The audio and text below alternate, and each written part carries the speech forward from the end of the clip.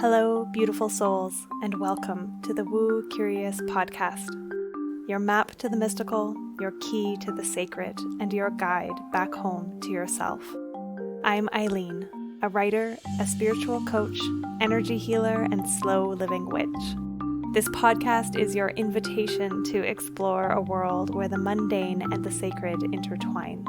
It's a haven for those ready to take the first steps into the realms of magic and mystery, providing a safe space for you to embark on your own enchanted journey towards healing and self-discovery. Here, I'll unveil the whispers of the mystical, the rituals often hidden in plain sight, and I'll engage in sacred conversation intended to stir your soul and lead you back into your power. I'm all about demystifying woo and witchcraft. So, whether you're a seasoned seeker or simply woo curious, I'm so delighted you've decided to join me on this journey. Let's make magic. Hello, and welcome back to another episode of the Woo Curious Podcast. I am your host, Eileen, and today is a solo episode. It's just me. I hope that you've been enjoying my conversations with the various people I've had on. I know I have been truly delighted in having these conversations. I always feel like I could spend so much longer with my guests, and I love the wisdom that they impart and the places that our conversations take us. If you're enjoying the guest episodes, please let me know. It's always a little bit curious to know if people are enjoying those more. Are you enjoying the solo episodes more? If you're enjoying both or either, it helps so much if you leave a quick rating and a review if you'd like on Apple Podcasts. It's what gets the podcast found by others. It helps more than I can say, and it's quick and easy and free to do. So just a little nudge there. This week, I am back home. I am recording this episode on the 23rd, so you're hearing it about a week after it is recorded, but I don't know if you can tell, but I think you will be able to, that the audio quality is much improved. If you're watching this on YouTube, you'll see that I'm in my office again, and hopefully the video recording quality is also improved because I have internet that works here and I can run my recording software that just makes it a better experience for everybody. So I'm torn about what to talk about because I feel like I have so much to share about my experience, about my time away. I feel like I haven't had a solo podcast to really drop into the magic that happened during the week-long freebie that I ran called Bloom. It was a truly beautiful week with some beautiful souls dropping in live with me every day and many more watching those replays. The replays are down now, but if it's something that you're curious about, getting a little bit of a taste for what it is that I offer, what it is I do, send me a message. I'd be happy to send you the recording to day one and see if that's something you want to carry on watching or not. What I really want to focus on today, though, because it is April 29th as you listen to this, or perhaps already the 30th or later in the week, it is the celebration of Beltane. So Beltane is a Wheel of the Year celebration or festival. It is a Celtic fire festival, and so in the Celtic calendar, it marks the beginning of summer. I think most of you listening to this are in Canada, or maybe a few in the States, but it's really not summer yet. It's definitely spring here. However, it's mid-spring for some of us. It feels like just the beginning of spring for others of us. When we came home from the airport on Friday evening after well over 36 hours of travel, I was already weeding the front bed of grass while Greg was getting the door unlocked. So I'm delighted to be back into the season that my roots are in. And I'll be talking about that a little bit more. It's been mentioned on the podcast, but just the upheaval of being in a different hemisphere was a lot more impactful than I thought. So I'm here, I'm in the energies of spring and the kind of fiery, almost summer energies that are igniting. So Beltane is as I mentioned, a Celtic fire festival, but it's also closely associated with the ancient Roman festival of Floralia. So I'll be talking a little bit about some of the traditions that we have around this day, this festival now from the Celtic side, but also that hint of Roman influence in there too. And again, it's going to be through many cultures and many places. It's that midway point between the equinox and the solstice. It's relevant agriculturally primarily. So before I carry on, because I could just get entirely carried away with myself, it falls on, generally speaking, April 30th is in the Celtic calendar at dusk when it would be celebrated. And what we'll call Beltane now is often May 1st. You may be familiar with May Day, which is a Christianized and very cleaned up version of what Beltane started out as. And some cultures, depending on who, can celebrate all the way up to May 15th. And that harkens to the timing of the moon. So the full moon nearest to the midway, actual true midway point between the equinox and the solstice, which of course shift a tiny bit every year. That would be when some people celebrate Beltane. But before I dive further into some of the things that Beltane is all about, I want to talk a little bit about why acknowledging the Wheel of the Year celebrations is so potent and why I believe it's so important. It's really a foundational aspect of the work that I do, even if it is just me celebrating. My clients come to these celebrations or these ceremonies that I hold for the Wheel of the Year. We had ours on Friday, so as I speak this, it hasn't happened yet, but as you listen, it's in the past tense for Beltane. And I have had so much beautiful feedback from the women who come, feeling like it's really a way to root and ground and presence things. It is almost indulgent to take an evening to tune into the energies that are around and present in the earth at these times, to use those energies as a prompt to look at where we are in life, to think about where we've come from, what we're planting, metaphorically speaking, what seeds we're planting, what we're clearing away, what we're hopeful for, what we want to create, what we want to leave behind, all of these things. Unless you have a really rigorous journaling practice that involves like some specific questioning, and so many of us, when we journal, we just kind of talk about what's going on, and that's super valuable. But the impetus to have really specific questions tailored to the energies of the season can be such an impactful or potent way to start to slow down and tune in and listen to our intuition and live from a place of intentionality instead of just like that hindsight, or so often so rushed and busy. It's like, oh, that'll happen. And so these ceremonies for me have been such a gentle and magical way to start to live more in harmony and alignment and attunement with the energies of the earth and of my body. And it feels, you'll often hear me say that my bones remember, and they do. We've got epigenetics telling us that our ancestors' experiences 8 generations back affect our DNA.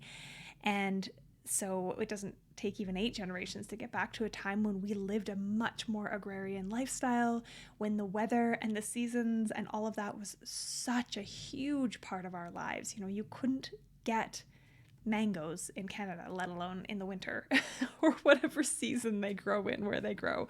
We didn't have the technology to feed ourselves whatever the heck we want, whenever we want. And actually, that's an interesting thing. I'm going to go off on a tangent here, because in Argentina, the food was maybe one of the harder pieces for us, getting used to the lack of choice in the grocery stores. The fresh fruit and vegetable that was there were great.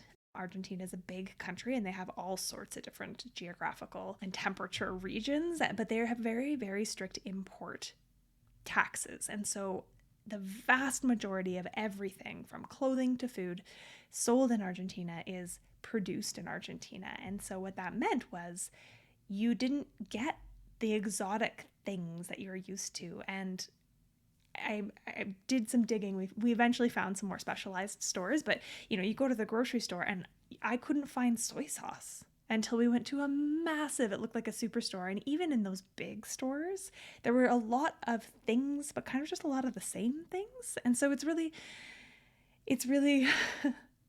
interesting to touch base and look in and say, okay, I'm not going to necessarily give up my out of season foods, though I do try to eat my fruits relatively in season because I hate the packaging they come in and the carbon footprint. But I'm not going to give up all the things that I eat because they're out of season. However, mindfully tuning in and attempting to eat more in season is just one of the ways that you can synergize your energies with the energies of the earth. Okay, so that was a massive tangent. I hope you're still with me. Beltane is a really liminal time.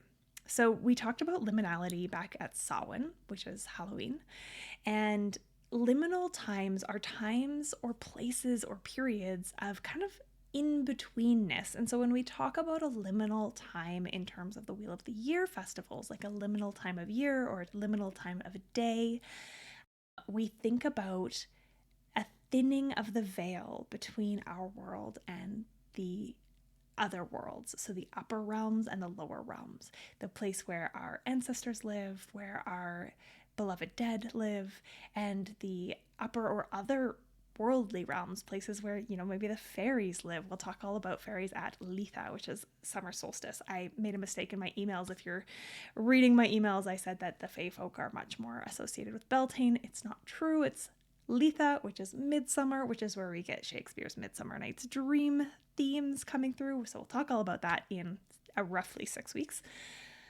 But Beltane is another liminal time. It's kind of opposite in the calendar from Samhain. And part of the reason it's considered to be so liminal, along with Samhain, is it's the beginning of a new season, of a very important season. So summer in the Celtic calendar. And Samhain is the beginning of winter in the Celtic calendar. So it's like this pause before a big shift. And traditionally in Celtic communities, this would be a time when the cattle were being driven out to their summer pastures by the youth on their own. And so there's some association there too of the youth going up into the pastures with the cattle and having some measure of freedom away from prying eyes, maybe getting up to some hanky-panky out among the heather. And there's also this sense of it's a last big jubilant celebration before the real work of the year sets in. So if we think about an agricultural society where we are really tied to the fields and the production of our food, and the majority of people are fairly consumed by just making enough food to stay alive, then we start to understand how important the long rest of winter is, but then also how important it is to be able to work through the summer. And so as the cattle are being driven up to the pastures at this time of year, the seeds are being planted. Some of them have already been planted depending on what kind of geography or weather places you're in. And so a lot of what Beltane is about is fertility of the earth, fertility of the flocks, fertility of the people as well. And the more ancient Beltane practices often involved people copulating around the fields in order to bless the fields with fertility. It's also a really popular time of year for hand fasting, so for getting married, or now that would be married. Hand fasting didn't have to be that. If we think about more mythological things, and I don't have historical evidence of this, but I know that the woman who wrote the Myths of Avalon, Marion Bradley Zimmer, she did her research, and she talks about, the Druidic and pagan rites with the Druids and the priestesses of Avalon. And so this is a coming together time as well of the sun and the earth, that fertility, fruition piece there too. It is passionate, it is fiery, it is full of energy. It's a really exciting time of year. So one of the things I want to mention is that when we get to these liminal spaces, they're potent. I never want to leave people feeling like they've missed an opportunity to do something. So as I say that, I'm thinking like, it's a full moon in Scorpio today as I record, and I love acknowledging the full moon, and I love when I have the time or the space to sit in some sort of ceremony or even just a bath to honor and work with the full moon. But the reality is I often don't. It's not my forte. And for a long while, when I was leaning into spirituality and learning about the woo and becoming a little witchier, I really gave myself a hard time about this. I felt like a bit of an imposter or a fraud. I also felt let down, like, oh, I'm missing this. And I really, at the time, I was still a midwife. And so I was feeling angry about the fact that I couldn't do the things I wanted to do. And now I have no reason, really, to not honor and acknowledge each full and new moon. And I still am bad at it, and that's okay.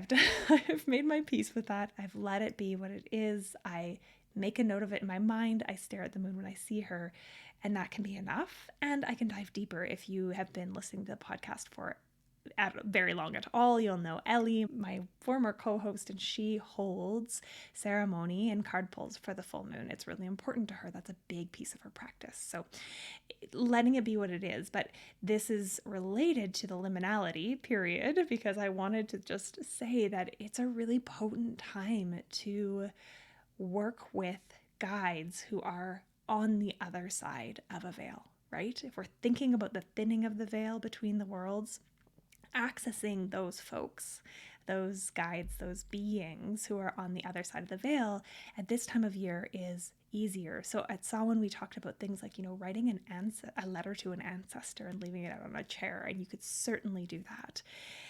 Samhain is specifically about ancestors. It's a really potent time for that. But this time of year is a great time to connect more deeply with guides, with spirit guides, with animal guides, perhaps with the fae folk. We're coming up to when you be careful working with the fairies. They're not always, well, we're going to call them chaotic. Good. And a D&D reference. If any of you play Dungeons and Dragons, I'm a huge Dungeons and Dragons nerd, and that was a D&D reference. So the fairy folk, they're not evil, but their good is not always aligned with what is in our best good. So just dropping that note of caution there. If you do work with the fae folk, just be polite and be cautious.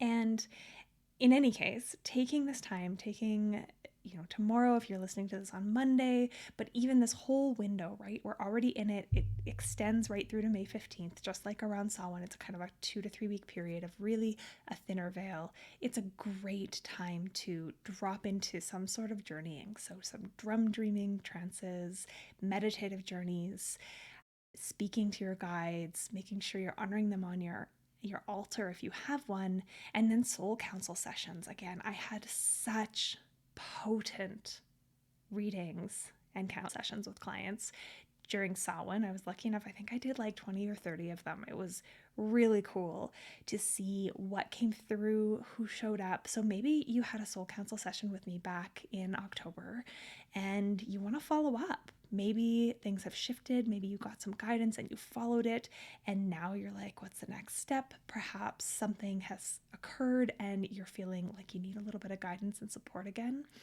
Just to make sure that you're feeling supported, I've got a 10% discount code running right now for those soul council sessions. I'll be dropping all this information as usual in the show notes, but on my website, you can book a soul council session. It's 45 minutes roughly. You get a recording of it so that you don't have to furiously take notes while we're in the guided journey.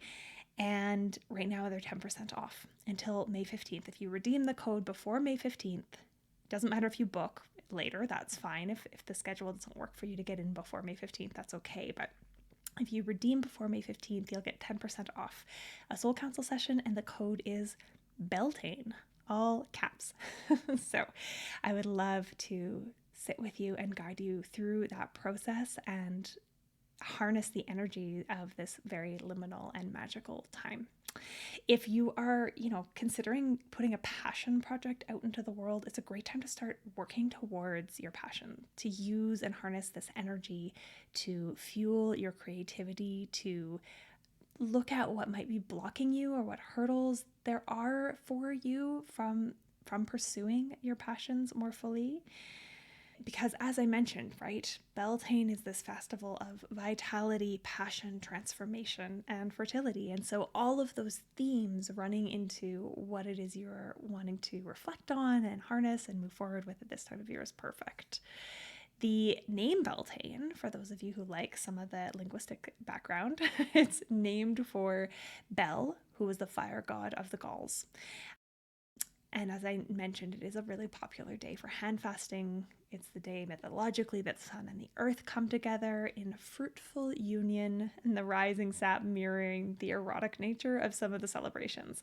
And when we talk about the eroticism of this festival, this celebration, I already mentioned people would go out and have sex in the fields to bless them, which is great. But the other aspect of the passion and sexuality of this time is that it's not just heteronormative eroticism, right? It's more Dionysian. And if you listen to last week's episode in my conversation with Espen, we chatted a few times about Sophie Strand and her book, The Flowering Wand, which is all about rewilding the sacred masculine, and Dionysus comes up over and over in it. And anyways, he was a Roman deity, right? He was a little bit androgynous.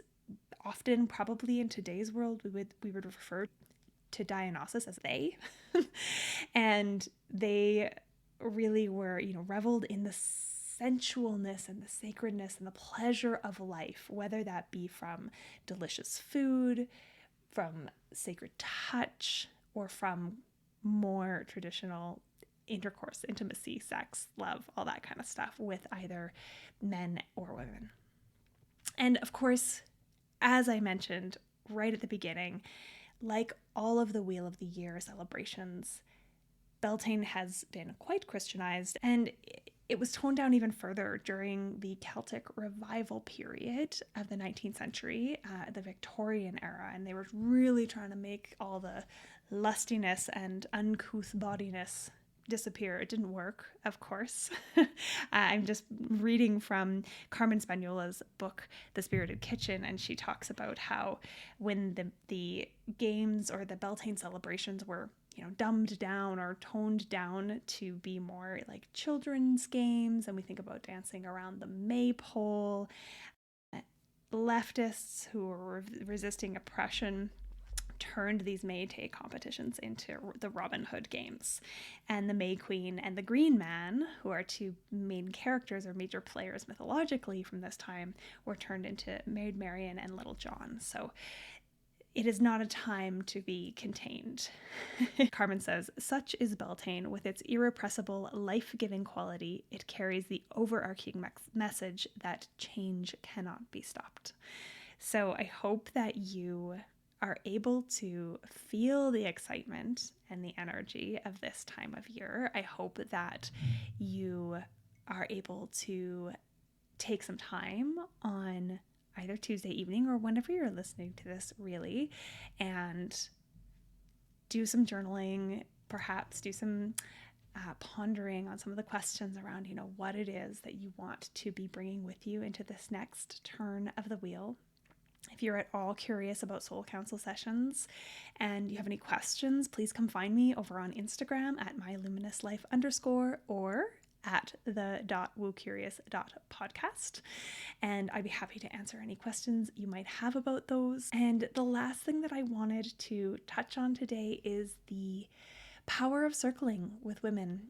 I know that I'm going to be feeling really full up from Friday evening's ceremony, and I'm holding these hybrid in-person and online now. It's really lovely to just hold it once, to have that many more beings in circle at the same time. The energy is so potent, and this is a really important piece also in my spiritual journey, but also for my clients, and it's something that comes through over and over, is this creation of connection and bonds with other women in circle, in safety, supporting each other, fully being present and hearing each other without, the cattiness or the backstabbing or all the awful stuff that's come up over the years of living in patriarchy and of us carrying these deep sister wounds. So this is one of the ways, and Ellie and I have talked about this previously on the podcast, but sitting in circle with other women is truly one of the ways that we can heal that sister wound, which is a piece of the witch wound. And so it's really important and something that is so, so needed.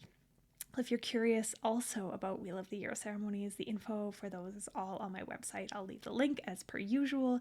The next one will be Litha. I believe it falls actually right on the 21st of June, which is the solstice, which is so great. That's the middle of summer in the Celtic calendar and the beginning of the summer here. Hopefully it'll be warm enough that we can be outside for our fire that night.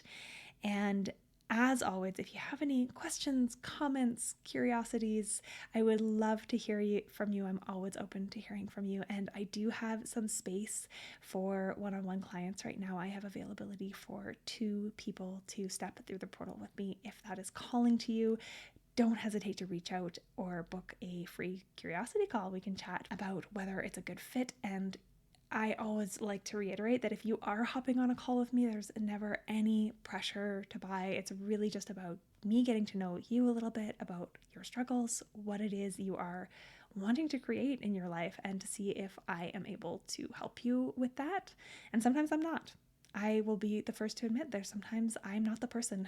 Sometimes my skill set does not match your need. And so I will never, ever try to be something I'm not for you. And you'll definitely walk away feeling some support, having a little bit of clarity too, and make sure that we don't make that 45 minutes. It's not just like a sales pitch. It's about you coming with questions, you letting me know where your struggles are. I do a little bit of that kind of coaching side of what I do, and you walk away with clarity even if you decide not to work with me one-on-one. Okay. I think that's all. It's hard for me to wrap up when I'm just on here alone blabbering. So I do think that's the end for today. Next week, I'll be back with another guest. If you know anybody that you think I should have on as a guest, also, please let me know. I am always looking for more beautiful souls to have delightful and witchy woo conversations with. And as I mentioned at the beginning, it helps so much if you can leave a rating, leave a review if you're listening to this on Apple Podcast, and tell your friends. Okay, much love. Talk to you next week.